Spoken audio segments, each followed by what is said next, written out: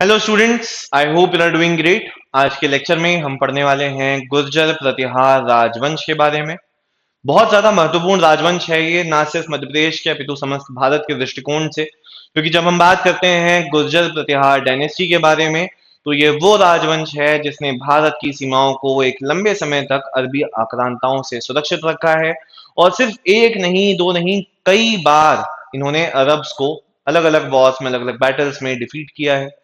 जब हम बात करते हैं गुर्जर प्रतिहार डायनेस्टी की, तो इसके राजा नागभट्ट प्रथम के बारे में अरबी यात्री सुलेमान कहते हैं कि यदि भारत के सभी शासकों में इस्लाम का कोई सबसे बड़ा दुश्मन है तो वो है नागभट्ट प्रथम। ये वो वंश है जो कि त्रिपक्षीय संघर्ष में, यानी ट्राइपार्टाइट स्ट्रगल में अंततः विजयी होता है और स्थापना करता है एक विशाल साम्राज्य की, जिसका प्रसार उत्तर में हिमालय से लेकर दक्षिण में नर्मदा तक और पूर्व में बंगाल से लेकर पश्चिम में सिंध तक होता है। तो चलिए बढ़ते हैं गुर्जर प्रतिहार डायनेस्टी के बारे में। इसके पहले कि हम आगे बढ़े, मैं आपको बता दूं कि आप हमें टेलीग्राम पे फॉलो कर सकते हैं, जहां पे आपको इसी डायनेस्टी के और जो भी डायनेस्टीज हम यहाँ पे आपको पढ़ा रहे हैं, पूरी एमपी जो डायनेस्टी की सीरीज है ये, उसके आपको जितने भी लेक्चर्स हैं उसके पीडीएफ्स के फॉर्म में नोट्स आपको इसी टेलीग्राम चैनल पर मिल जाएंगे। The name is rap valley MP PSC. इसके अलावा अभी तक आपने यदि हमें YouTube पे सब्सक्राइब नहीं किया है तो मैं आपसे कहूंगा कि आप सब्सक्राइब कर लें, और साथ ही साथ जो नोटिफिकेशन का आइकॉन है वो भी आप लोग हिट कर दें, सो दैट जो भी यहाँ पर लेक्चर्स अपलोड होते हैं वो आपको इसके बारे में नोटिफिकेशन मिल जाएगा। अपार्ट फ्रॉम दैट, प्रेपली के नाम से ही हमारा प्ले स्टोर पर ऐप भी अवेलेबल है। वहां पे हमारे जो भी कोर्सेस हैं, हमारे जो नोट्स हैं, जो फ्री स्टडी मटेरियल है, सारी चीजें जो हैं वो इस वन स्टॉप सेंटर पर अपलोडेड है। So do follow us and let's proceed with the lecture. Introduction to Gurjara Pratihara dynasty.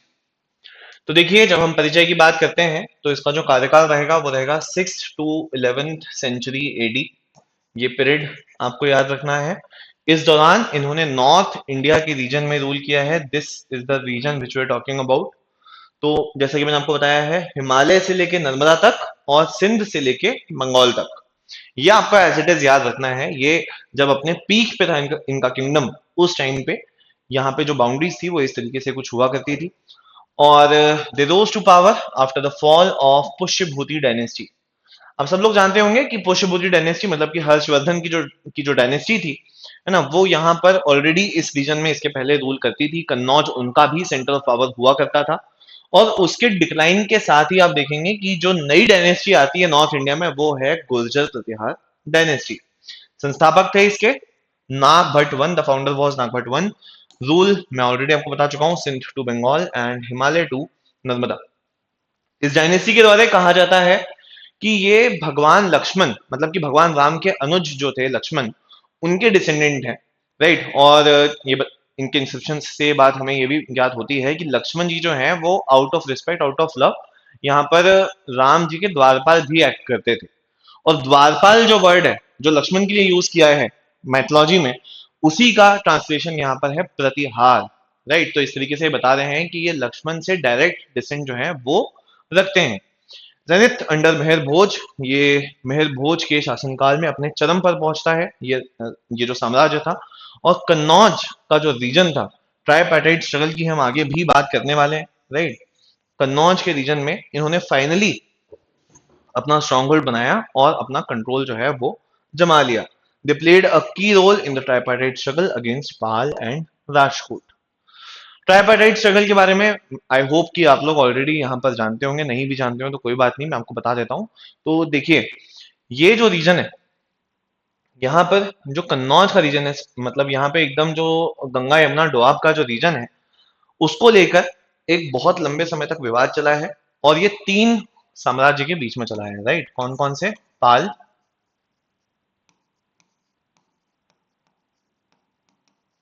प्रतिहार और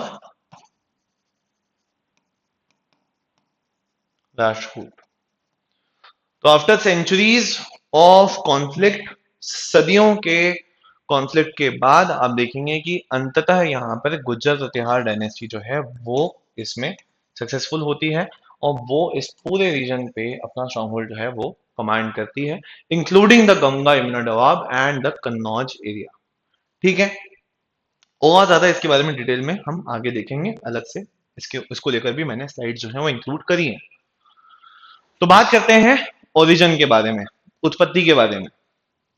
तो देखिए, जब हम ओरिजिन की बात करते हैं of the Gurjara Pratihara dynasty, तो आपको अलग अलग थ्योरीज यहां पर देखने को मिलती हैं। कुछ लोगों का ऐसा मानना है कि ये जो हुन आक्रांता जब भारत आए थे तो उनके साथ में ही यहाँ पर गुर्जर प्रतिहार भी आ गए थे। हाँ, इसको लेकर कॉन्फ्लिक्ट है कि ये हुन के ही एक यहाँ पर सबॉर्डिनेट थे या फिर उनके साथ में एंटर हुए थे, बट ये जरूर माना जाता है कि ये सेंट्रल एशिया का जो रीजन है वहां से आए और भारत में हुनों के साथ में उन्होंने एंटर किया। तो this was the foreign origin theory, है ना, central Asian origin theory. Gurjara Pratihara are believed to have entered India with Huns, they were either subordinate of Huns और entered India just after Huns. ठीक है, नेक्स्ट हम देखते हैं indigenous origin theory, Rajput origin theory भी कहा जाता है इसको।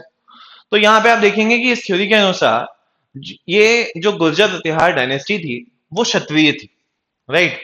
अब हम यहाँ पर पहले से जानते हैं कि ब्राह्मण, क्षत्रिय, शूद्र और वैश्य ये 4 वर्ण हैं जो कि वैदिक काल में इसकी बात की गई है, राइट। और क्षत्रिय जो ओरिजिन है वो कई डायनेस्टीज के द्वारा बताने की कोशिश की गई है, राइट। तो अब यहाँ पर आप देखेंगे कि वत्सराज जो है वो भी बताते हैं कि ये जो डायनेस्टी है वो क्षत्रिय थी, है ना। और कहा गया है कि they belongs to the Ikshvaku clan, तो ये भी एक मैथोलॉजिकल क्लैन है, राइट, इक्ष्वाकु क्लैन, राइट। और कहा गया है ग्वालियर इंस्क्रिप्शन में, जो ग्वालियर इंस्क्रिप्शन है, राइट, तो वहां पे ये बताया गया है कि वत्सराज जो थे वो क्षत्रिय थे और इक्ष्वाकु क्लैन से संबंध रखते थे, राइट। उसके बाद आता है गुर्जर एथनिक ओरिजिन थ्योरी या ट्राइबल ओरिजिन थ्योरी भी कहते हैं इसको। तो ट्राइबल ओरिजिन थ्योरी जो है वो ये कहती है कि भाई एक ट्राइब हुआ करती थी राजस्थान गुजरात के क्षेत्र में, इसका नाम था गुर्जर ट्राइब, ठीक है। तो गुर्जर या गुर्जरा, ठीक है, ये दोनों नाम मिलते हैं।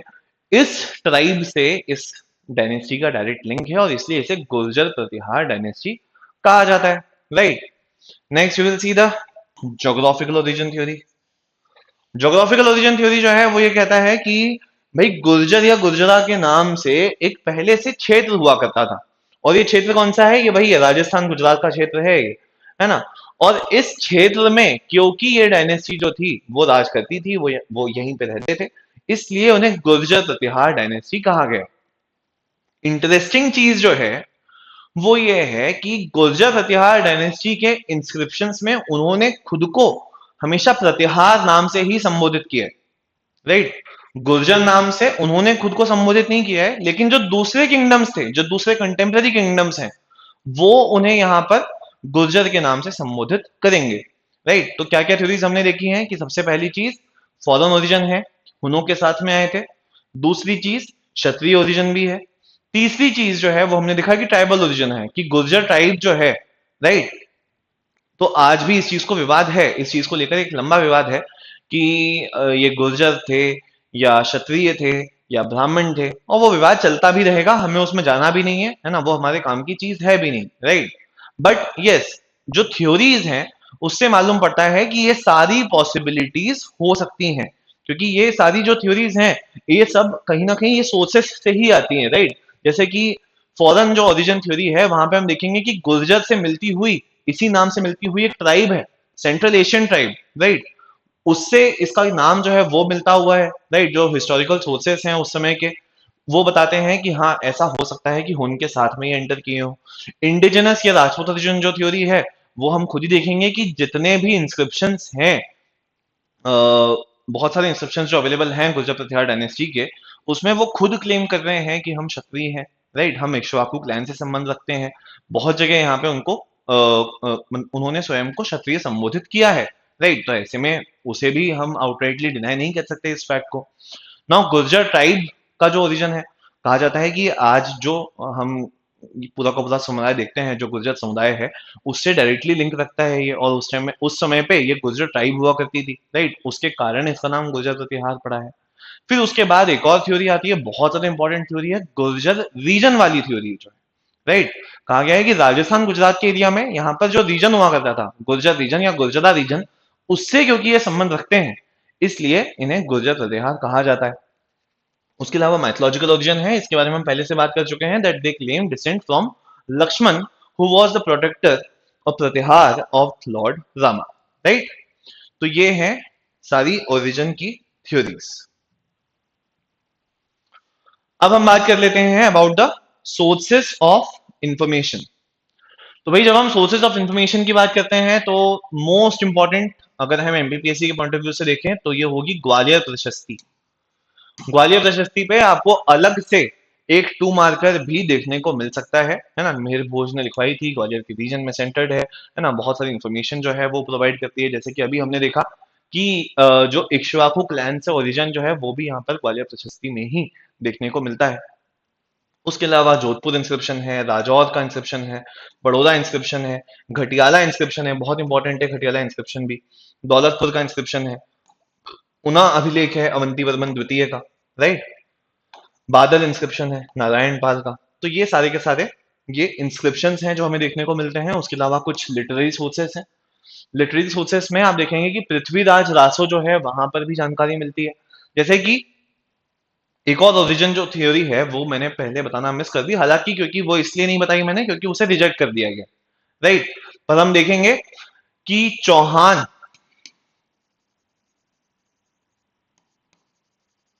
चालुक्य, परमार और प्रतिहार, तो ये प्रतिहार जो है ये गुर्जर प्रतिहार ही माना गया है। कहा गया है कि इन सब का ओरिजिन जो है ये एक यज्ञ से होता है। माउंट आबू की चोटी पे जो यज्ञ किया जाता है, जब परशुराम ने यहाँ पर जो भी क्षत्रिय थे उन्हें उनका विनाश कर दिया गया था, तो उसके बाद ये यज्ञ किया गया था, जिनसे ये 4 राजपूत क्लैंस जो है उनका ओरिजिन होता है, राइट। और इसको हम कहते हैं अग्नि कुल थ्योरी ऑफ राजपूत ओरिजिन।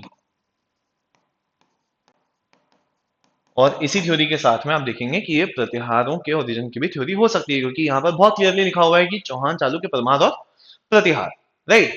तो ये तो हुई अग्निकुल थ्योरी। इससे भी यहाँ पे हो सकता है कि कुछ लोग यहाँ पे मानते हो कि ये भी ओरिजिन का रीजन हो सकता है। इसकी जानकारी जो है ये हमें लेटर एडिशन में मिलती है। ओरिजिनल एडिशन में जो पृथ्वीराज रासो है चंद्रबरदाई की, उसमें यहाँ पे डेफिनेटली ये कहा गया है कि डायरेक्टली यहाँ पर मेंशन नहीं है, बट हाँ कुछ लेटर एडिशन हैं, वहां पे आपको ये जानकारी देखने को मिलती है। अपार्ट फ्रॉम दैट, काव्य मीमांसा और विद्याशाल भंजिका, ये कुछ प्रमुख रचनाएं हैं राजशेखर की। राजशेखर एक बहुत ज्यादा प्रोमिनेंट स्कॉलर रहे हैं in the court of Gurjara Pratihara dynasty, right. और उनकी जो रचनाएं हैं वो भी यहाँ पर हमें जानकारी देती हैं about the sources of the information of Gurjara Pratihara dynasty. Apart from that, Jain ग्रंथ है हरिवंश पुराण, राइट, राज तरंगिनी है, बहुत इंपॉर्टेंट बुक है ये भी, कलहन के द्वारा लिखित है। तो ये सारे के सारे सोर्सेस हैं जो लिटरेरी सोर्सेस हैं, ये हैं आर्कियोलॉजिकल सोर्सेस। और उसके अलावा आपको कुछ आर्कियोलॉजिकल रिमेन्स जो हैं वो भी देखने को मिलेंगे, कुछ टेम्पल्स हैं, कुछ साइट्स हैं, हम उनके बारे में भी डिटेल में बात करेंगे आगे। So these are the sources of information of Gurjara Pratihara dynasty. इस पे आपको अलग से मेंस में क्वेश्चन जो है वो देखने को मिल सकता है। हो सकता है कि 7 मार्क में डायरेक्टली पूछ लिया जाए कि what are the sources of information of Gurjara Pratihara dynasty. और देखिए डायनेस्टी बहुत ज्यादा इंपॉर्टेंट है, क्योंकि आप देखिए कि ये इसका ओरिजिन जो है वो एमपी के उज्जैनी से माना गया है, राइट। बट एक्सपांशन और इंपॉर्टेंस जो है आप देखेंगे कि पैन इंडिया लेवल पे जो कॉन्फ्लिक्ट चल रहा है कन्नौज के रीजन को लेकर, पाल प्रतिहार और राजपूत में जो ट्राइपार्टाइट स्ट्रगल है उसमें इन्वॉल्व है ये वो डायनेस्टी है जो कि अरब इन्वेडर्स से हमें प्रोटेक्ट कर रही है, राइट। जो इंडियन रीजन है उसे प्रोटेक्ट कर रही है। नहीं तो हो सकता है कि भारत जो गुलाम बाद में बनता है ना, अराउंड 1206 एडी हम जो बाद में गुलाम बनते हैं, है ना, कुतुबुद्दीन ऐबक आते हैं, मोहम्मद गौरी आते हैं, हो सकता है कि ये बहुत सालों पहले हो जाता अगर गुर्जर प्रतिहार डायनेस्टी नहीं होती। तो बहुत ज्यादा इंपॉर्टेंट डायनेस्टी है और इससे इस पे सवाल बनने की संभावना भी है ना। चलिए, ये हो गए सोर्सेस ऑफ इंफॉर्मेशन। अब हम देख लेते हैं रूलर्स के बारे में।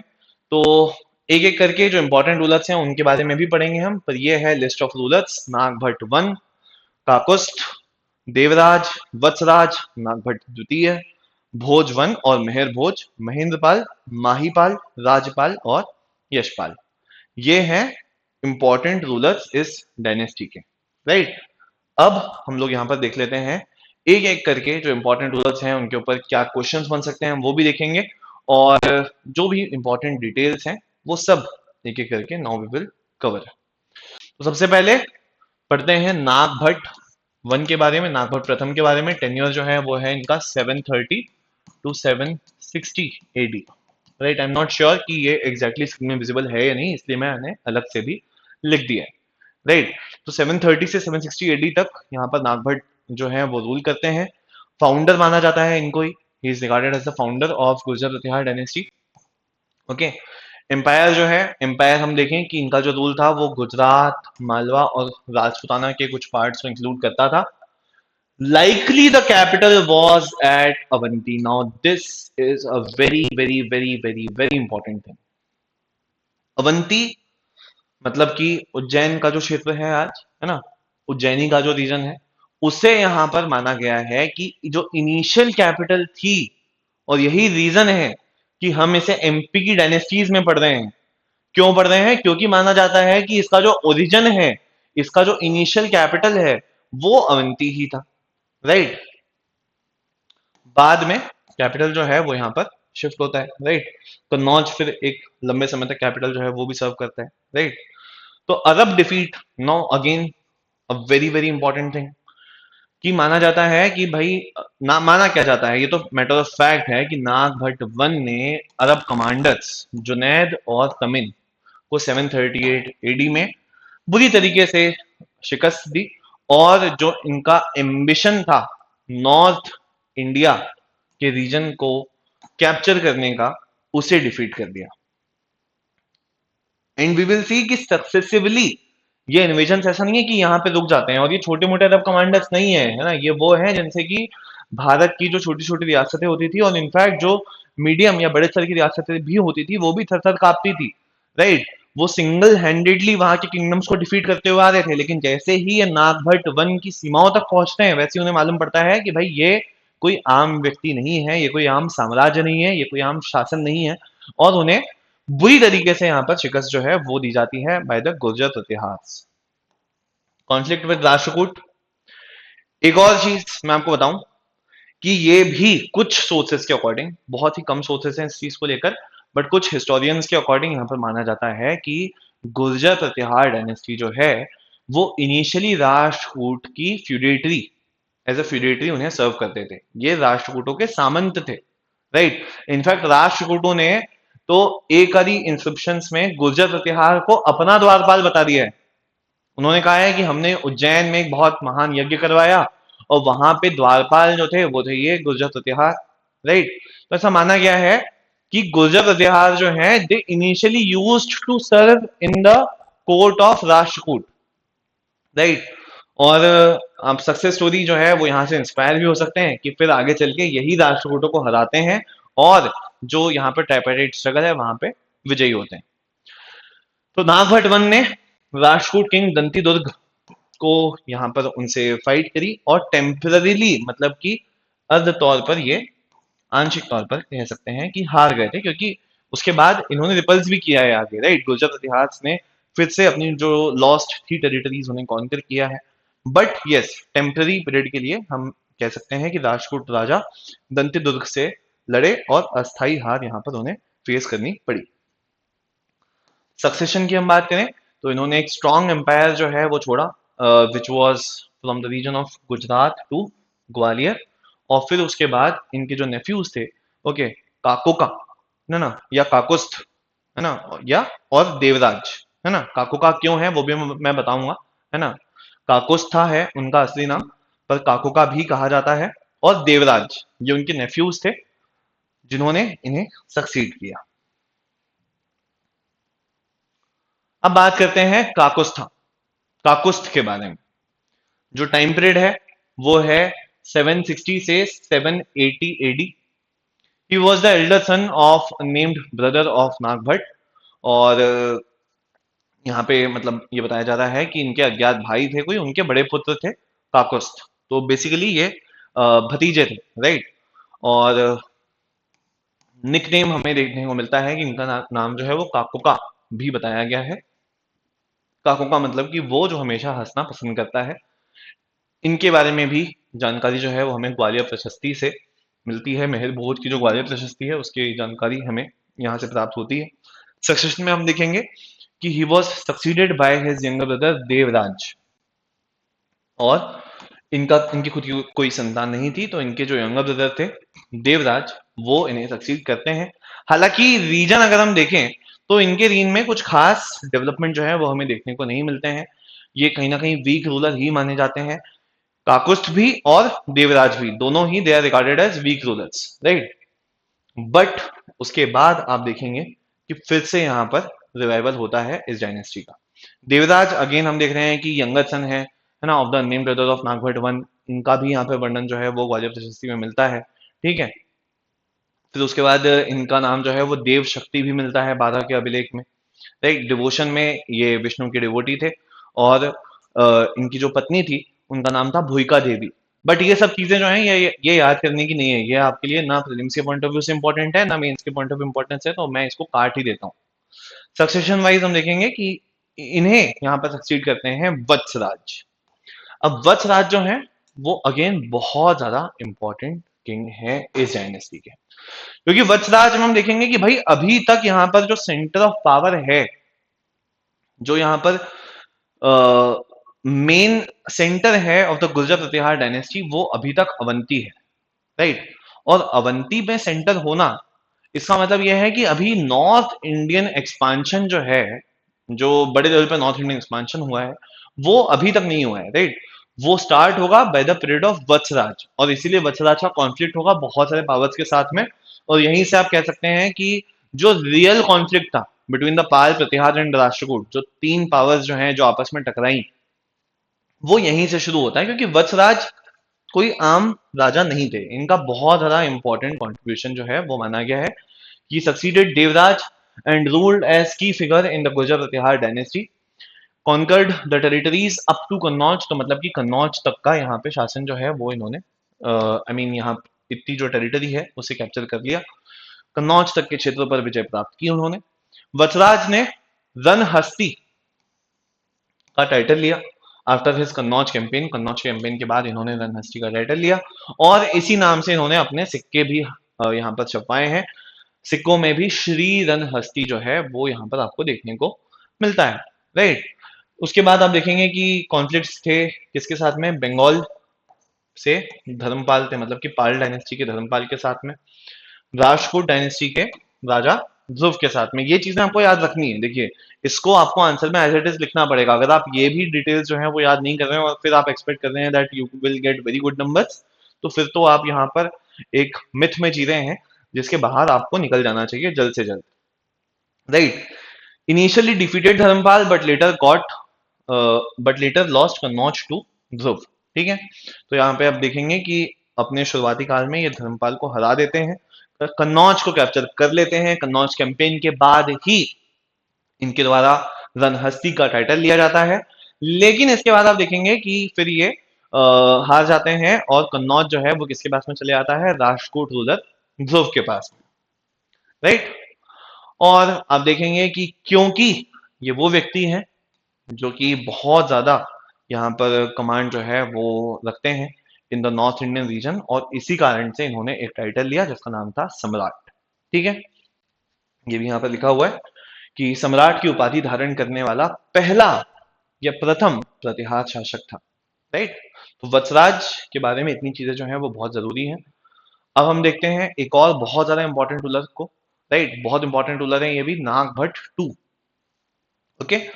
तो नागभट्ट टू की यदि हम बात करें तो टेन्योर सबसे पहले देख लेते हैं हम। The tenure is between 800 to 833 AD, okay. Nagabhata यहाँ पे ही was the son of Vatsaraja, ये एक्सपांड करते हैं the Gurjara Pratihara empire by conquering Sindh, Sindh को ये कैप्चर कर लेते हैं। तो अब यहाँ पर आप देखेंगे कि जो टेरिटरी है, टेरिटोरियल कंट्रोल है, वो अपने पीक तक चली गई है ना। सिंध कॉन्कर कर लिया है, पार्ट्स ऑफ ईस्टर्न इंडिया जो है वो यहाँ पर बहुत सारे कॉन्कर किए हैं, गुजरात के रीजन को कॉन्कर किया है।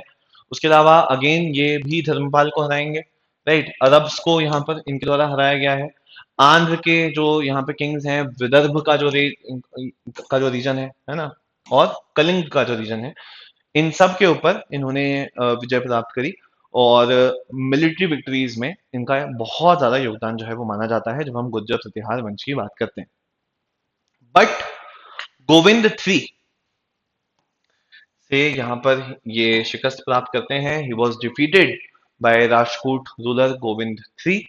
हालांकि बाद में इन्होंने मालवा पर जो अधिकार था वो पुनः प्राप्त कर लिया। पर हाँ, ये एक ब्लॉट है कि ये गोविंद थ्री से हार गए थे, क्योंकि ये कंटिन्यूअसली आप देखिए कि एक पूरा का पूरा स्ट्रगल जो है वो चल रहा है। और स्ट्रगल क्यों चल रहा है वो जानना बहुत जरूरी है। वो स्ट्रगल जो है वो सिर्फ एक पीस ऑफ लैंड के लिए नहीं चल रहा है, वो स्ट्रगल जो है वो उस पीस ऑफ लैंड के लिए चल रहा है जहां से पूरे इंडिया को कंट्रोल किया जा सकता है, राइट। आप यहां पे बैठ के, आप अवंती में बैठ के शायद बंगाल के ऊपर कंट्रोल नहीं कर पाओगे, राइट। आप अवंती में बैठ के शायद नॉर्थ इंडियन जो रीजन्स हैं, जो पीक हिमालय के आसपास के जो रीजन्स है, वहां पे कंट्रोल नहीं कर पाओगे, राइट। पर यदि आप कन्नौज पे हैं तो कन्नौज से आप यहाँ पे कंट्रोल एस्टेब्लिश कर पाओगे over the region of Avanti, Rajasthan, Gujarat, Bengal, Delhi and even up to the Deccan Indian region, जो कि यहाँ पे उस समय पे राजपूत कमांड करते थे। और इसीलिए ये फाइट चल रही है। अपार्ट फ्रॉम दैट, इसका एक और रीजन है, फर्टाइल लैंड। आप सब जानते हैं, आप सबने ज्योग्राफी पढ़ा है, और आप भली भांति जानते हैं कि भाई जो प्रोडक्टिविटी ऑफ लैंड आपको न्यूअर एल्यूवियम सॉइल में देखने को मिलेगी वो कहीं और नहीं मिल सकती। So new alluvium soil is the most productive one, and Ganga Yamuna Doab का जो रीजन है उससे बेटर फर्टाइल और उससे बेटर प्रोडक्टिविटी यहाँ पर नहीं हो सकती, राइट। तो वो जो रीजन है उसका सिग्निफिकेंस है, उस टेरिटरी का सिग्निफिकेंस है, और इसलिए उसके लिए फाइट चल रही है। और ये फाइट काफी प्रोलॉन्ग्ड है ना। आप देख रहे हैं कि कभी राजपूत जो है वो एडवांटेज प्राप्त कर रहे हैं, कभी धर्मपाल जो है वो आगे निकल जा रहे हैं, कभी हमारे जो गुर्जर प्रतिहार वंश के जो शासक हैं वो यहाँ पर विजय प्राप्त कर रहे हैं, right. So this was a prolong conflict, और कहीं ना कहीं माना जाता है कि इससे वीकनेस जो है वो भी आई है भाई। Now this is the time कि आप यहाँ पर, अगर हम रफली इसको इंडिया का मैप मान लें, तो ये जो रीजन है, ये यहाँ पे गुजरात इतिहास कमांड कर रहे हैं, है ना। ये यहाँ पर पाल डायनेस्टी जो है वो कमांड कर रही है, यहाँ पर राजपूत है, और ये तीनों आपस में कंटिन्यूअसली फाइट कर रहे हैं। इसका फायदा जो है वो यहाँ पर किसने लिया है? इसका फायदा लिया है इन्वेडर्स ने। इसका फायदा लिया है जो अफगान से, जो अरब से, यहाँ पर जो मुस्लिम इन्वेडर्स आ रहे हैं, राइट। यहाँ पर जो टर्किश इन्वेडर्स आ रहे हैं वो यहाँ पर इसका फायदा लेते हैं। मोहम्मद गौरी जैसे लोग इसका फायदा लेते हैं, कुतुबुद्दीन ऐबक जैसे लोग इसका फायदा लेते हैं, और वो फिर यहाँ पर आप देखेंगे कि एक इस्लामिक रूल की स्थापना करेंगे। बट जब तक यहाँ पे गुर्जर प्रतिहार डायनेस्टी थी तब तक आप देखेंगे कि अरब से बहुत सारे इन्वेजन हुए हैं, लेकिन वो अपने मंसूबे में सफल नहीं हो सके, राइट। और इसीलिए जब नागभट्ट वन की हम बात कर रहे थे, और मैंने आपको बताया कि सुलेमान के द्वारा ये कहा गया है कि अगर भारत के सभी शासकों में इस्लाम का कोई सबसे बड़ा दुश्मन था तो वो था नागभट्ट प्रथम। तो वो यहाँ पर सिर्फ रिलीजन वाइज बात नहीं कर रहे हैं, क्योंकि देखिए वो एक अलग रीजन से आ रहे हैं, वहां पे एक अलग फेथ है और उनका फेथ इस्लाम है, राइट। और ये यहाँ पे जो फेथ है वो इस्लाम से भिन्न है, राइट। और कहीं ना कहीं वो जो वॉर्स हो रहे थे वो they were also fought on the name of religion. जो अरब से एक्सपांशन हो रहे थे ये कहीं ना कहीं धर्म के नाम पर भी हो रहे थे, राइट। जैसे कि जब हम महमूद ऑफ गजनी की बात करते हैं तो महमूद ऑफ गजनी ने भी यहाँ पर रिलीजन के नाम पे ही बहुत सारे टेम्पल्स को डिस्ट्रॉय किया है। तो फेथ के नाम पे ये सब बोला था, और इसीलिए उनके द्वारा कहा गया है, राइट, कि यहाँ पर इस्लाम के जो सबसे बड़े दुश्मन है वो है नागभट्ट वन। तो इस पे आई होप कि आप लोग ऐसा कुछ कंट्रोवर्शियल जो है वो ना सोचें। बट जी हाँ, हिस्ट्री है, हिस्ट्री को आप एक जजमेंटल लेंस से नहीं देख सकते। इसे आपको वैसा ही देखना पड़ेगा जैसा कि वो था। यू कांट जज the traditions, the customs of past based on your understanding which you have today. तो आपको उस समय पर ही जाना पड़ेगा, उस समय की चीजों को समझने के लिए। ठीक है, I hope this much is clear. उसके अलावा अरब्स ने यहाँ पर आप देखेंगे कि सोमनाथ का जो टेम्पल था वो डिस्ट्रॉय कर दिया था, जिसे कि रिबिल्ड करवाया था किसने? नागभट्ट द्वितीय ने। Okay, so these are the things which are important from the point of Nagabhata two. इतनी चीजें जो मैं आपको बता रहा हूं ये सब हर टॉपिक के ऊपर एक एक 7 मार्कर आ सकता है, 2 मार्कर आ सकता है, और इसीलिए मैं चाहता हूं कि आप लोग अभी से प्रिपेयर हो जाएं कि इन्हें कैसे लिखना है। राइट, अब नागभट्ट 1 है तो आप यहाँ पे इतनी जानकारी ही लिखेंगे 7 मार्कर में, क्योंकि इससे ज्यादा बहुत ज्यादा जानकारी तो हमारे पास में भी उपलब्ध नहीं है हिस्टोरिकल सोर्सेस में यदि देखें। So these are the major facts which you should remember. Now apart from that if you find anything else then definitely you can write it as well, but ये वो चीजें हैं जो कि आपके आंसर में होनी ही चाहिए। राइट, उसके अलावा आप देखेंगे कि इन्होंने कन्नौज को एक पॉलिटिकल सेंटर के रूप में स्थापित कर दिया। राइट, अब देखो वत्सराज जो है,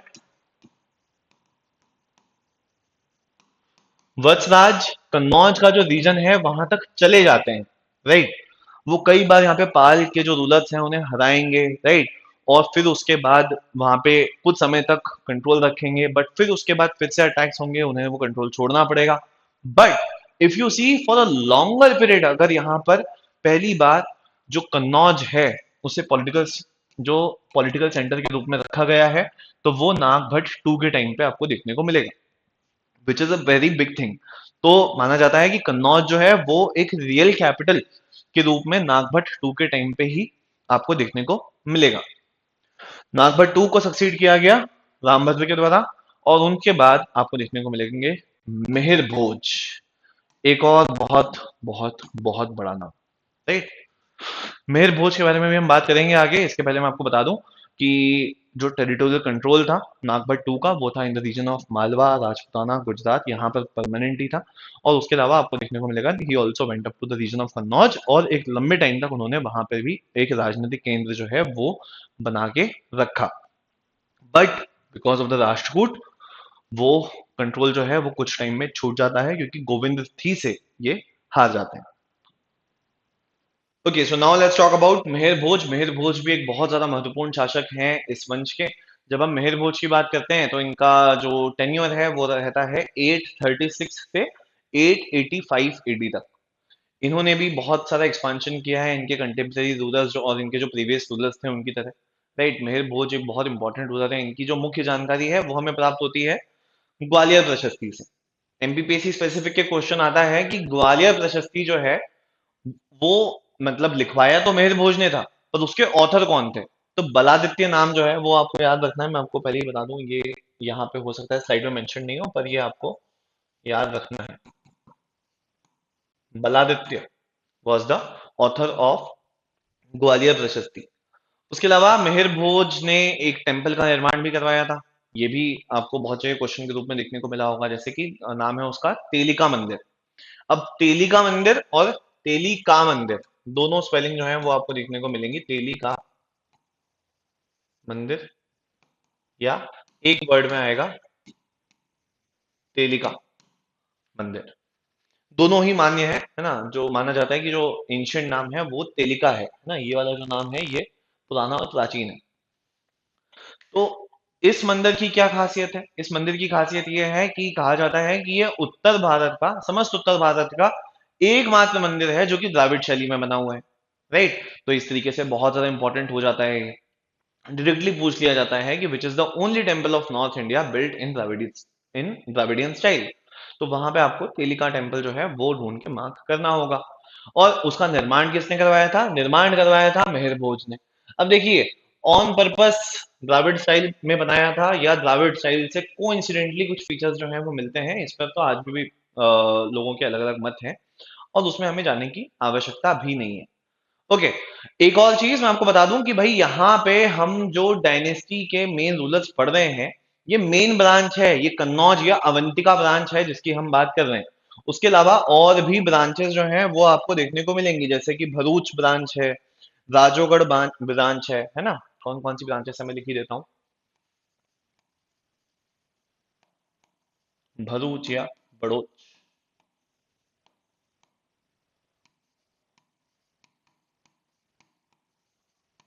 राजोगढ़ ब्रांच है ना। मांडव्यगढ़ ब्रांच भी आपको देखने को मिलती है। तो इस तरीके से बहुत सारी ब्रांचेस हैं, बट वो एमपीपीएससी के पॉइंट ऑफ व्यू से यहाँ पे जरूरी नहीं है। हमें इन्हीं रूलर्स को पढ़ना है, हमें मेन ब्रांच को पढ़ना है। उसके अलावा जो आसपास की ब्रांचेस हैं गुजर प्रतिहार डायनेस्टी की, हम उसमें नहीं जाएंगे।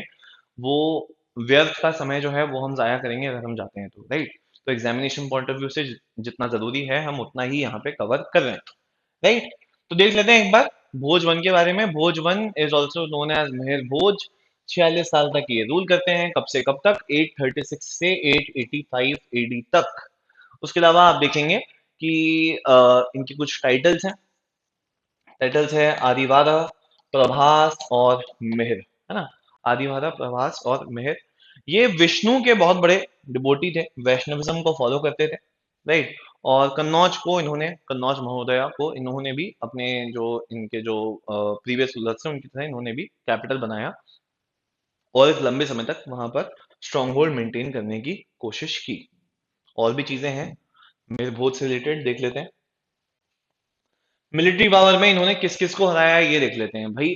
अरब इन्वेडर्स इनके समय पर भी आए, अरब इन्वेडर्स को इन्होंने भी शिकस्त दी। इमरान इब्न मूसा था अरब इन्वेडर का नाम। उसके अलावा चंदेल्स में आप देखेंगे तो जय शक्ति को इन्होंने हराया है, कलचुरीज को इन्होंने हराया है, पाल्स में देवपाल को इन्होंने हराया है, राष्ट्रकूट में अमोघ वर्ष को इन्होंने हराया है। तो अब देखें कि these are the major powers, ये सारी की सारी महान शक्तियां हैं जो उस समय बहुत ज्यादा शक्तिशाली हुआ करती थी। और इन्होंने क्योंकि उन सभी शक्तिशाली शक्तियों को, है ना, उन्हीं उन सभी महान शक्तियों को हराया है, इसीलिए आप देख रहे हैं कि इनका आज भी इतना नाम है और आज भी इन्हें इतना माना जाता है, राइट। आर्किटेक्चर में कॉन्ट्रीब्यूशंस हैं ही, है ना। जैसे कि मैं आपको ऑलरेडी बता चुका हूँ कि तेली का मंदिर जो है वो बहुत इंपॉर्टेंट है। ओके, ग्वालियर फोर्ट में ही है ये सिचुएटेड। और ये ब्लेंड है नागर और वल्लभी स्टाइल का, है ना। कुछ जगह आपको ये देखने को मिलेगा कि द्राविड स्टाइल ऑफ आर्किटेक्चर भी इसमें फॉलो हुआ है, राइट। तो अलग अलग फीचर्स हैं जो कि आपको देखने को मिलेंगे। ये एक और ज्यादा प्रिसाइज पिक्चर है, राइट। अगर आप और ज्यादा डिटेल में उतरेंगे तो आप देखेंगे कि नागर स्टाइल और वल्लभी स्टाइल जो है उनके एलिमेंट्स जो हैं उनको मिक्स करके यहाँ पर बनाया है। और इसके कारण आपको ये द्राविड शैली का प्रतीत होता है, राइट। कल्चरल इन्फ्लुएंस की यदि बात करें तो एक अरब ट्रेवलर है अल मसूदी, बहुत ज्यादा इंपॉर्टेंट नाम है अल मसूदी का भी, राइट। बहुत इंपॉर्टेंट अरब ट्रेवलर हैं। इनके जो अकाउंट्स हैं उससे काफी ज्यादा जानकारी हमें प्राप्त होती है उस समय के भारत की। उन्होंने, आप देखेंगे कि अ, एक वर्ड यूज किया है इनके लिए जिसका नाम है अ, अल बरुआ, मतलब किंग बरुआ। जिसका मतलब अगर आप देखें तो यहाँ पे राजा बरुआ जो है ये भी यहाँ पर एज इट इज ट्रांसलेट होगा। और ये वर्ड जो है ये इन्होंने मिहिर भोज के लिए यूज किया है स्पेसिफिकली, राइट। और इससे मालूम पड़ता है कि अरब इन्फ्लुएंस जो था, मतलब कि जो अरब कांटेक्ट है वो भी उस समय पे था, right. Now we will talk about Mahendrapala. Mahendrapala के टाइम पे आप देखेंगे कि जो एम्पायर है वो अपने पीक पर पहुंच जाता है, राइट। जो पूरा का पूरा नॉर्थ इंडियन रीजन है, कहां से लेके कहां तक, यहाँ पे क्लियरली लिखा हुआ है, from Narmada to Himalaya and from Bengal to Sindh.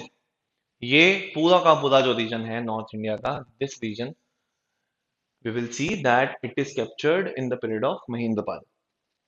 Mahendrapal के बारे में एक और बहुत ज्यादा खास फैक्ट है जो कि प्रीलिम्स के पॉइंट ऑफ व्यू से भी पूछा जा सकता है, मेंस के पॉइंट ऑफ व्यू से भी इंपॉर्टेंट है। Rajashekhara. Rajashekhara was the court poet of Mahendrapala, है ना। ये इनके राज कवि थे। और राजशेखर ने, आप देखेंगे कि प्राकृत में बहुत सारी जो रचनाएं हैं वो रची हैं, राइट। जैसे कि काव्य मीमांसा है, कर्पूर मंजरी है, बहुत ज्यादा इंपॉर्टेंट उनकी रचनाएं हैं। एमपीपीएससी के पॉइंट ऑफ व्यू से डायरेक्टली प्रीलिम्स में पूछ लिया जाता है कि अवंती सुंदर जो है वो किसकी रचना है। तो वहां पे आपको बिल्कुल बिना सोचे ये चीज जो है ये बाय हार्ट होनी चाहिए कि क्या क्या मुख्य रचनाएं हैं अ, राजशेखर की। So Mahendrapal ruled from 885 to 910 AD, significantly expanding the Pratihar Empire.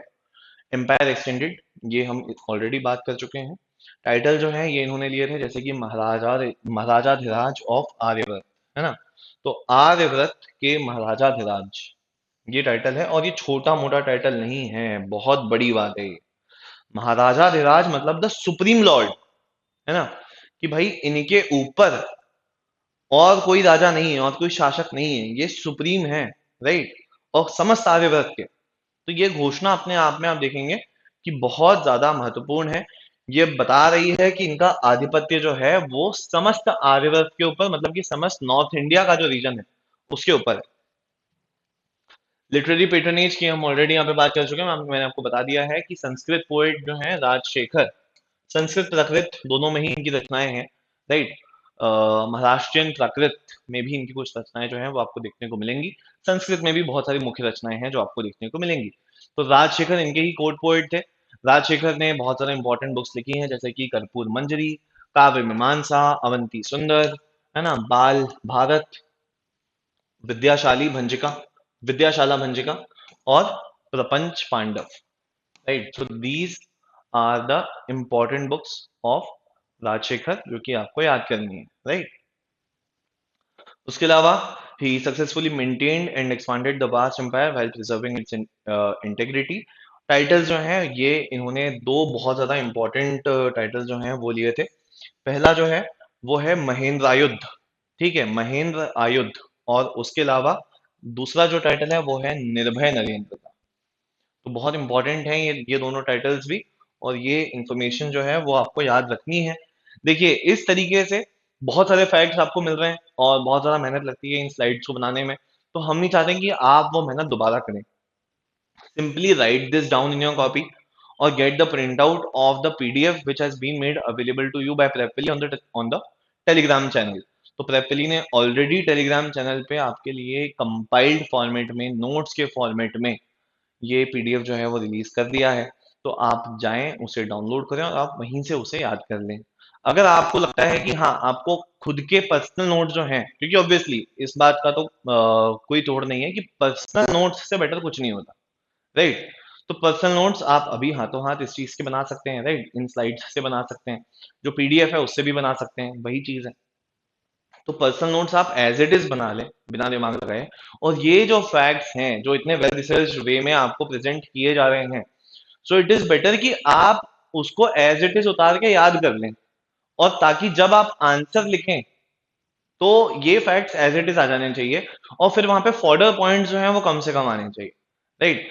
फिर आप ये ना लिखें कि भाई एक लाइन जो है वो यही लिखने में जा रही है कि एक बहुत ज्यादा शक्तिशाली राजा थे, दूसरी लाइन है ये बहुत ज्यादा महान राजा थे, ठीक है, इन्होंने नॉर्थ इंडिया के ऊपर शासन किया। भाई थोड़ा स्पेसिफिक्स में जाएंगे, थोड़े फैक्ट्स की बात करेंगे, और फैक्ट्स हैं हमारे पास में, मैं इसलिए कह रहा हूँ जब फैक्ट्स नहीं होते हैं तब तो हम यहाँ पे कुछ ना कुछ प्रयास हमें करना ही होगा।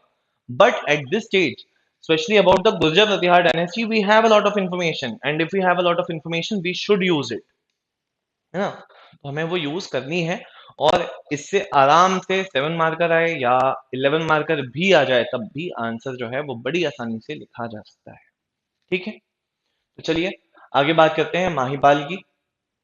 अब देखिए यहां से गुर्जर प्रतिहार डायनेस्टी का डिक्लाइन जो है, जो पतन है, वो शुरू हो चुका है।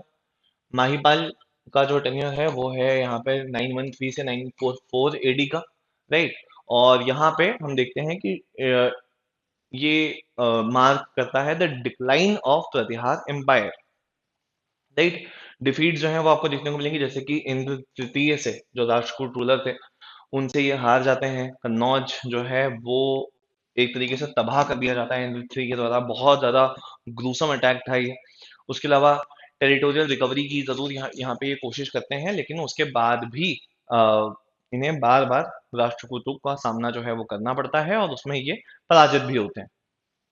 अरब ट्रैवलर थे जिनका नाम था अल मसूदी, हम पहले भी इनकी बात कर चुके हैं। उनके अनुसार जो प्रतिहार राजवंश था वो इसलिए आगे सक्सेसफुल नहीं हो पाया क्योंकि उनके पास में जो सी एक्सेस था, जो समुद्र का एक्सेस था, वो नहीं था, राइट। तो ट्रेड के मामले में, ठीक है, अर्थव्यवस्था के मामले में वो कहीं ना कहीं डगमगा रहे थे, और इसके कारण जो इनकी मिलिट्री थी उसकी नींव भी कमजोर हो रही थी।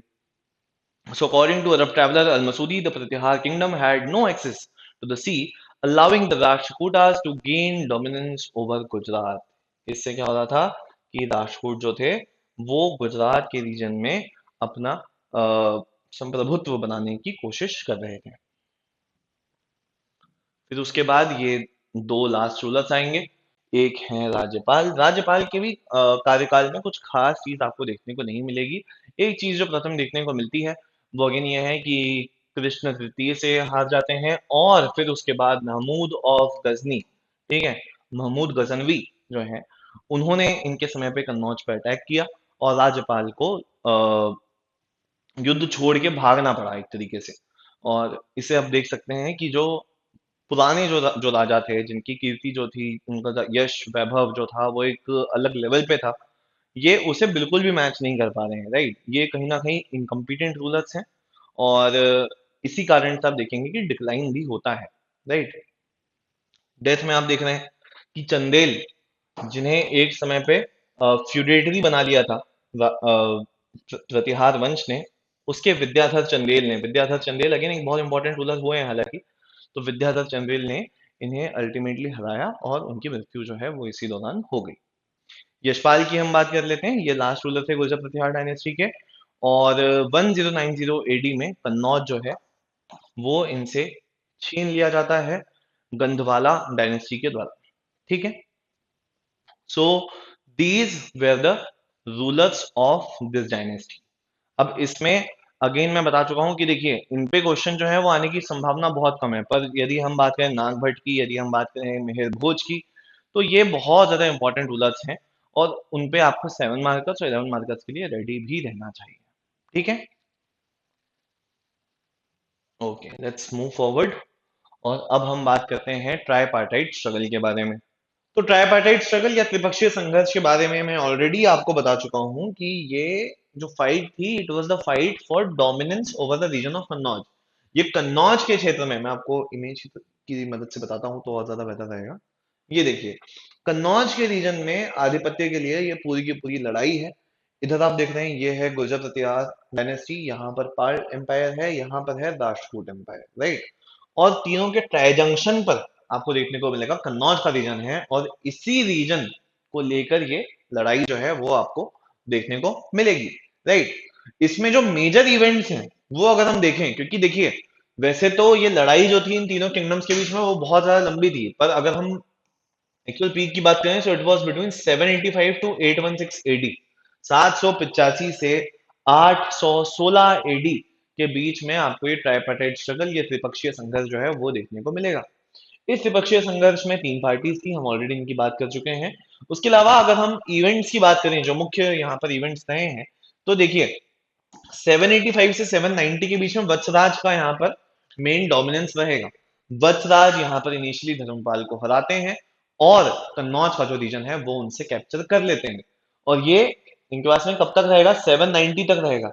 लेकिन ये जो डोमिनेंस है ये बहुत समय तक नहीं चल पाता है, क्योंकि राष्ट्रकूट राजा जो है वो ध्रुव, राइट, राष्ट्रकूट राजा ध्रुव अंततः वत्सराज को भी हरा देते हैं, और कुछ समय के लिए ध्रुव के पास में भी आप देखेंगे कि उनके पास में भी ये रीजन जो है वो रहेगा, बट ध्रुव के पास में बहुत समय तक नहीं टिक पाता है। और फिर धर्मपाल जो है वो यहाँ पर अपना एक सामंत जो है वो नियुक्त कर देते हैं, अपना एक वेसल नियुक्त कर देते हैं कन्नौज के क्षेत्र में ध्रुव को हराकर। उसका नाम होता है चक्रायुद्ध, मतलब कि आयुध डायनेस्टी है, और चक्रायुद्ध जो है वो वहां के सामंत का नाम है, right. Then we will see Govind three आ जाते हैं, मतलब कि राष्ट्रकूट जो है वो वापस आ गए। तो पहले सब्सटेंशियल पीरियड के लिए वत्सराज का रूल रहा है 785 से 790 तक। 791 में आप देखेंगे कि उथल पुथल होगी, यहाँ पे ध्रुव भी आएंगे, यहाँ पे धर्मपाल भी आएंगे, और फिर उसके बाद 798 तक धर्मपाल जो है, मतलब कि पाल डायनेस्टी जो है वही यहाँ पर शासन करेगी। 798 से 800 में आप देखेंगे कि राजपूत किंग जो है वो नागभट्ट को हरा देते हैं, है ना, जो सक्सेसर थे वत्सराज के। और उसके अलावा चक्रायुध और धर्मपाल को भी हरा के ये अपना आधिपत्य यहाँ पे स्थापित करते हैं, लेकिन फिर से ये दक्षिण जो है वो लौट जाएंगे। And then we will see finally Nagabhata द्वितीय जो है ये 816 में, आफ्टर गोविंद डेथ, गोविंद की मृत्यु के बाद नागभट्ट द्वितीय जो है वो चक्रायुध को हराते हैं, धर्मपाल को हराते हैं, और अंततः कन्नौज के रीजन में अपना शासन जो है वो स्थापित कर लेते हैं। आयुध डायनेस्टी, जिसे कि पालों के द्वारा नियुक्त किया गया था वहां पर उनके सामंत के रूप में, उसका भी ये पूर्ण विनाश कर देते हैं। और इसीलिए कहा जाता है कि the struggle ended with Pratihara control of Kannauj region but until 1036। ठीक है, तो अल्टीमेटली इनका भी कंट्रोल जो है वो यहाँ पर छूटेगा, राइट। बट अब देखेंगे कि लार्जली अगर कोई सक्सेसफुल रहा है इस पूरे के पूरे त्रिपक्षीय संघर्ष में, तो वो यहाँ पर रहे हैं गुर्जर प्रतिहार। ये है, ये मैप आपको दिमाग में बसा लेना है, ये आपको एग्जाम में बनाना ही होगा। अगर आपसे ट्राइपार्टाइट स्ट्रगल पूछा जाता है और आप इस मैप को नहीं बना रहे हो, तो मान के चलो कि आपको जो फुलेस्ट कैपेसिटी ऑफ नंबर मिलनी चाहिए वो नहीं मिलेगी, राइट।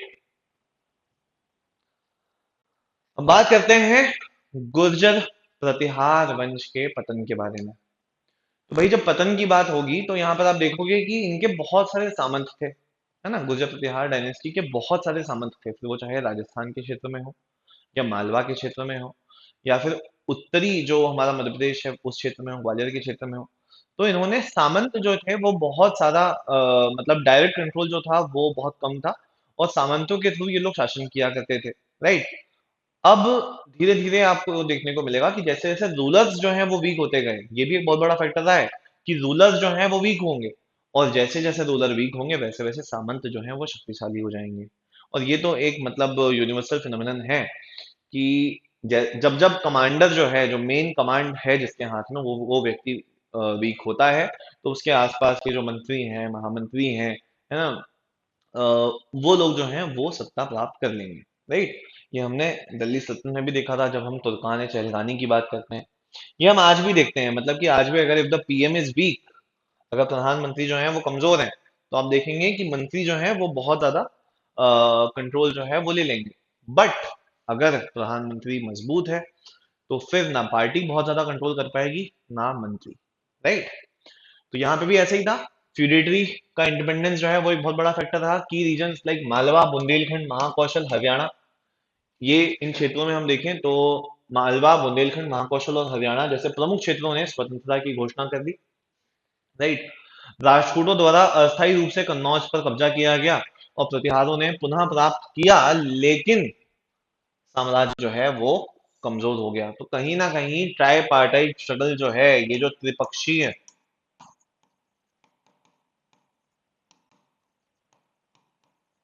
संघर्ष है, ये भी एक बहुत बड़ा रीजन रहा है। कंटिन्यूस वॉर चल रहे हैं, कंटिन्यूस फाइट चल रही हैं, ठीक है। अरब इन्वेजन्स हो रहे हैं, उन्हें उनसे जैसे तैसे डील कर लिया जा रहा है, त्रिपक्षीय संघर्ष हो रहा है, उससे जिस जिस उससे भी किसी भी तरीके से यहाँ पे डील कर लिया जा रहा है।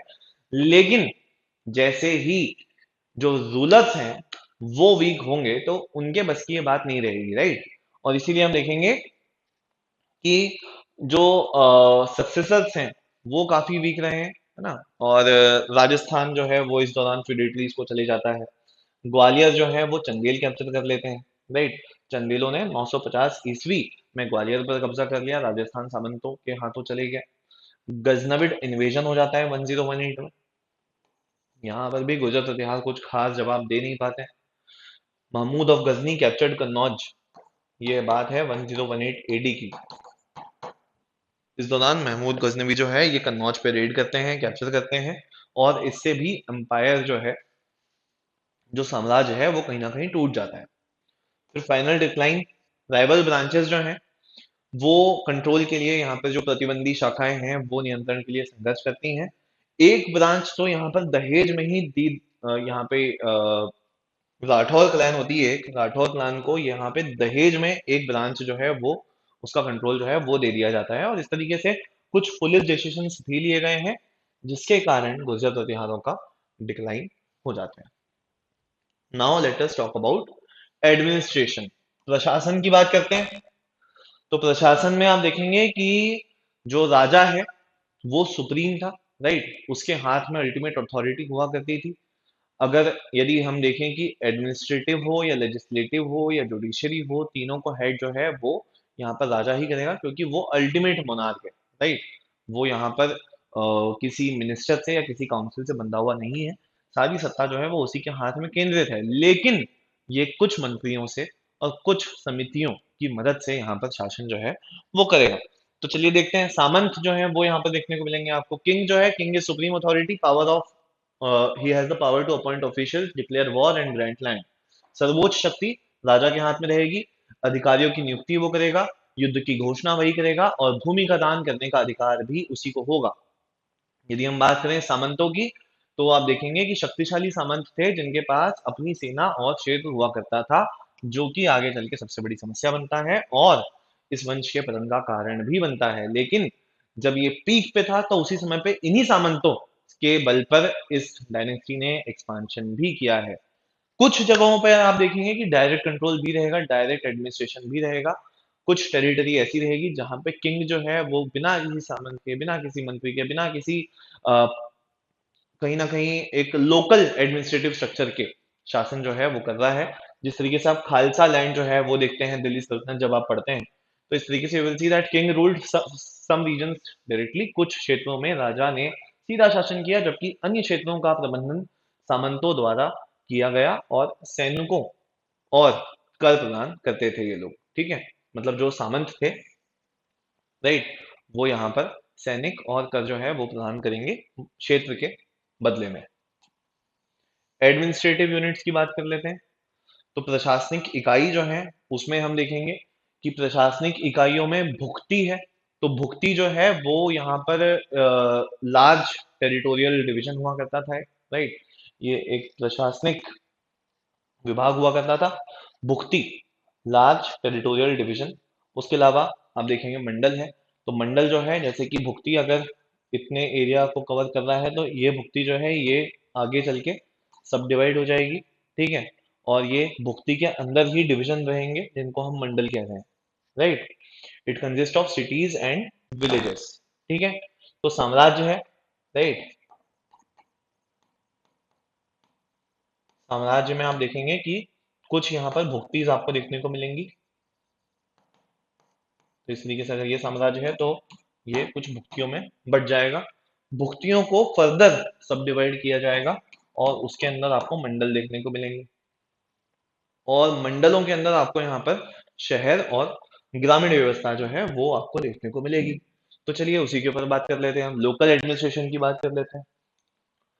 लोकल एडमिनिस्ट्रेशन में जो विलेज है, राइट, वहां पे ग्रामपति करके एक पोस्ट रहेगी। ये बहुत ज्यादा इंपॉर्टेंट पोस्ट है। और इसके अलावा यहाँ पर महातर्स जो है, मतलब कि एल्डर्स को कहा जा रहा है, ये जो बुजुर्ग हैं उस गांव के, उनके द्वारा यहाँ पर गवर्नेंस जो है वो किया जाएगा। ग्रामपति एक बहुत इंपॉर्टेंट ऑफिशियल पोस्ट है, उसको आप बिल्कुल भी नेग्लेक्ट ना करें, बहुत इंपॉर्टेंट है ये। सिटी एडमिनिस्ट्रेशन की यदि हम बात करें तो यहाँ पर कुछ काउंसिल्स होती थी, कुछ समितियां होती थी जिनके द्वारा यहाँ पर प्रशासन जो है वो शहरी स्तर पे किया जाता था।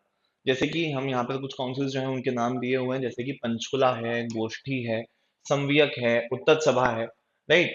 सो दीज आर द काउंसिल्स जिसमें कि आप देखेंगे कि मर्चेंट्स भी होते थे, व्यापारी भी होते थे, है ना, पुरोहित भी होते थे, उसके अलावा कारीगर होते थे, आर्टिसंस भी होते थे। तो एक बहुत ज्यादा इंक्लूसिव काउंसिल्स थी। और इन्हीं काउंसिल्स के द्वारा आप देखेंगे कि नगरीय प्रशासन व्यवस्था जो है वो संभाली जाती थी, राइट। उसके अलावा फ्यूडल डायनामिक्स हम ऑलरेडी बात कर चुके हैं कि जो कमजोर राजा थे उनके कारण मालवा के परमार और बुंदेलखंड के चंदेल जैसे सामंतों ने विद्रोह किया। टाइटल्स जो है हम देखेंगे कि जो वेसल्स थे, मतलब कि जो सामंत हैं, उनका ओहदा कितना बड़ा है ये आपको देखने को मिलता है यहाँ से, कि उनके द्वारा यहाँ पर कुछ बहुत ज्यादा हेवी टाइटल्स लिए गए हैं, जैसे कि महा सामंतीपति, महासामंतीपति जो है ये टाइटल लिया जाएगा, महाप्रतिहार टाइटल लिया जाएगा। तो ये टाइटल से आप समझिए कि कितने ज्यादा स्ट्रांग हो गए थे सामंत towards the end of the empire. और ये एडमिनिस्ट्रेशन भी में भी आपको लिखना ही है, राइट। अब हम यहाँ पर समाज की बात कर लेते हैं। तो ऑब्वियसली कास्ट सिस्टम जो था वो अपने पीक पर था इस समय पे, है ना। 4 वैदिक कास्ट थी और उसी के बेसिस पे काफी रिजिड डिस्क्रिमिनेशन जो है वो इस समय पे होने लग गया था। सोशल डायनामिक्स की यदि हम बात करें तो आप देखेंगे कि कास्ट सिस्टम जो है उसके कारण धीरे धीरे विघटन जो है वो आपको देखने को मिलेगा। ब्राह्मणों ने क्षत्रिय महिलाओं से विवाह करना शुरू कर दिया था, ये भी एक फीचर है जो उस समय पे आपको देखने को मिलता है। हालांकि आगे चल के जैसे जैसे लेटर मिडिवल पीरियड आता है तो ये प्रैक्टिस भी बंद हो जाती है। मुस्लिम इन्वेजन्स जो थे, उसके कारण आप देखेंगे कि कन्वर्जन्स जो हैं वो आपको देखने को मिलेंगे इस समय पे, और ये पहली बार है भारत में जब आपको कन्वर्जन्स देखने को मिल रहे हैं, राइट? जो हिंदूज हैं उनको कन्वर्ट किया जा रहा है इस्लामिक इन्वेडर्स के द्वारा, क्योंकि आप इसी समय पे देखेंगे कि महमूद ऑफ गजनी आते हैं, है ना? अरब इन्वेडर्स जो थे वो पहले आ ही रहे थे, बट महमूद ऑफ गजनी से ये चीज जो है वो काफी एग्रीवेट हो जाती है। जो फोर्सफुल कन्वर्जन है, this was seen in the Indian history for the first time, और बहुत बड़ी बात है ये भी आपको अपने आंसर में इंक्लूड कर लेना चाहिए, और इसमें कुछ कंट्रोवर्शियल नहीं है। अगेन मैं आपसे पहली बात कर चुका हूँ कि ये कंप्लीटली फैक्चुअल चीजें हैं, तो आप इसे अपने आंसर में इंक्लूड कर सकते हैं। इंटरकास्ट रिलेशनशिप्स की यदि हम बात करें, तो इंटरकास्ट मैरिजेस जो हैं उसके सबूत आपको देखने को मिलते हैं। राजशेखर जो हैं उन्होंने स्वयं एक क्षत्रिय कन्या से शादी की थी जिनका नाम था अवंती सुंदरी, और अवंती सुंदरी को लेकर ही आप देखेंगे कि इनके ऊपर ही ये फिर एक उपन्यास भी लिखते हैं, ये बताते हुए कि ये कितनी विद्वान महिलाएं हैं, ये कितनी जानकार महिलाएं हैं, है ना? और इसीलिए बहुत ज्यादा इम्पोर्टेंट बुक भी मानी जाती है अवंती सुंदर। तो ये तो था यहाँ पर society under the Gurjar period. इसमें कुछ एक दो पॉइंट्स और हैं। Kings and wealthy individuals often practice polygamy, तो बहुत ज़्यादा लाजमी बात है ये कि राजा और अमीर लोग जो हैं वो बहु विवाह का अभ्यास करते थे, हालांकि अधिकांश पुरुष जो थे उनके पास केवल एक ही पत्नी होती थी, तो वो यहाँ पे मोनोगैमी में ही बिलीव करेंगे। सती प्रथा की प्रैक्टिस जो है वो आपको देखने को मिलती है, वो तो आप देखेंगे कि जो पहला एविडेंस है सती प्रथा का वो ही हमें मध्य प्रदेश में देखने को मिलता है, लेकिन अभी भी ये बहुत ज्यादा वाइड स्प्रेड प्रैक्टिस नहीं थी, राइट? बहुत ज्यादा प्रचलन नहीं था इस चीज का, बहुत ज्यादा व्यापक नहीं थी, राइट? रोल ऑफ वुमेन की यदि हम बात करें, महिलाओं की भूमिका की यदि हम बात करें, सो women in royal families did not observe the पर्दा सिस्टम। जो यहाँ पे शाही परिवार की महिलाएं होती थी वो यहाँ पे पर्दा सिस्टम को रिकॉग्नाइज नहीं करेंगी। उसके अलावा आप देखेंगे कि महिलाएं जो हैं वो आर्ट्स के अलग अलग फॉर्म्स में भी इन्वॉल्व होंगी, ठीक है? महिलाएं एजुकेटेड थी अलग अलग आर्ट्स में, जैसे कि music, dance, painting. Women adorned themselves with cosmetics, cosmetics का उपयोग जो था उसका प्रचलन था, ऑर्नामेंट्स का प्रचलन था। और यहाँ पर आप देखेंगे कि महिलाएं जो हैं वो प्रसाधनों और आभूषणों से सजती थी, अक्सर पतले कपड़े, मतलब जो फैब्रिक है उसकी बात जो है वो यहाँ पर की जा रही है, उस प्रकार के फैब्रिक को पहना करता था यहाँ पे महिलाओं के द्वारा। ठीक है जी, ये एक टेम्पल आ चुका है, तेली का मंदिर है, ये बहुत ज्यादा इंपॉर्टेंट टेम्पल है। ये एमपी के पॉइंट ऑफ व्यू से आप देख सकते हैं कि यहाँ पर जो फ्रंट एंट्री है वो काफी डेकोरेटेड है, और नॉर्मली हिंदू टेम्पल्स में हमें इस तरीके की एंट्री जो है वो देखने को नहीं मिलती है ना, इतनी ज्यादा डिटेल्ड कार्विंग्स जो है वो देखने को यहाँ पे नहीं मिलती है हिंदू टेम्पल्स में। इसीलिए कहा जाता है कि ये द्राविड़ शैली का एकमात्र मंदिर है जो कि पूरे उत्तर भारत में मौजूद है, राइट? इसलिए बहुत ज्यादा इंपॉर्टेंट भी है ये एक और मंदिर है आपके सामने। ये जो मंदिर है ये है बटेश्वर, बटेश्वर मंदिर है, ये मुरैना में लोकेटेड है। लगभग 200 ऐसे सैंडस्टोन के मंदिर जो है वो आपको देखने को मिलेंगे। बहुत ज्यादा इंपॉर्टेंट टेम्पल्स हैं ये, है ना? विष्णु, शिव, शक्ति तीनों को डेडिकेटेड है, और एक अच्छी खासी कहानी है इसको लेकर भी। मतलब यहाँ पे काफी ज्यादा रूइंस में थे ये टेम्पल्स, और आर्कियोलॉजिकल सर्वे ऑफ इंडिया ने जब इन्हें रिनोवेट करने की ठानी तो उन्हें यहाँ पर बहुत ज्यादा समस्या आई, और ऐसे में उन्हें सपोर्ट करता है एक डेकॉइट, एक डकैत जिसका नाम था निर्भय सिंह गुर्जर। तो ये भी एक इम्पॉर्टेंट फीचर है ना एमपी के आर्ट एंड आर्किटेक्चर का, और गुर्जर प्रतिहार के आर्ट एंड आर्किटेक्चर का। तो इसी को हम स्टार्ट करते हैं यहाँ पे। स्कल्पचर और कार्विंग्स जो है वो आपको देखने को मिलेंगे। प्रोमिनेंट जो स्कल्पचर्स हैं वो है जैसे विश्वरूप आपको देखने को मिलेगा। विश्वरूप मतलब क्या, मैं बता देता हूँ। विष्णु जी का जो महान रूप है, जो कि भगवत गीता में वो अर्जुन को दिखाते हैं, है ना? अलग अलग चेहरे वाला जो रूप है, तो उसको विश्वरूप जो है वो कहा जाता है, विश्वरूप फॉर्म ऑफ विष्णु। उसके अलावा शिव पार्वती की मैरिज के कुछ जो स्कल्पचर्स हैं वो भी आपको देखने को मिलते हैं कन्नौज से। आपको उसके बाद यहाँ पर कुछ पिलर्स जो हैं वो देखने को मिलेंगे अलग अलग जगह पे, जैसे कि हुसैन, ये जोधपुर के आसपास में जगह है, कोटा में आपको देखने को मिलेंगे। द स्कल्पचर्स ऑफ सुर सुंदरी is exhibited in the Gwalior museum. तो ये भी एक इम्पॉर्टेंट स्कल्पचर है सुर सुंदरी का, जो कि ग्वालियर म्यूजियम में मौजूद है। इंपॉर्टेंट टेम्पल्स में आपको विदिशा में ग्यारसपुर का टेम्पल जो है वो देखने को मिलता है जैनिस्ट्री का। सो यस, ग्यारसपुर टेम्पल जो है वो ग्यारसपुर मध्य प्रदेश में ही लोकेटेड है, और इसमें क्लोज हॉल्स हैं, बालकनीज हैं, पोर्चेस हैं, ये सब आपको तो ये फीचर्स इतना ज़्यादा डिटेल में जानने की ज़रूरत नहीं है, आप बस नाम भी याद रख लेंगे तो वो मोर देन सफिशिएंट होगा। तेलिका मंदिर, एन आर्किटेक्चरल मार्वल इन ग्वालियर फोर्ट। ग्वालियर किले में एक वास्तु चमत्कार है, जिसमें आयातकार मूल प्रसाद क्या होता है मैं ये बता देता हूँ आपको। मतलब कि जैसे कि जो सेंट्रल हॉल होता है ना, मंडप होता है, उसके आसपास के जो फीचर्स होते हैं वो यहाँ पर आपको देखने को मिलेगा। मतलब कि जो एक्सपांडेड स्ट्रक्चर है, मतलब कि यहाँ पर हुआ गर्भगृह, और गर्भगृह के सामने का पूरा रीजन है, कंबाइंड रीजन, उसको आप यहाँ पे मूल प्रसाद बोलेंगे।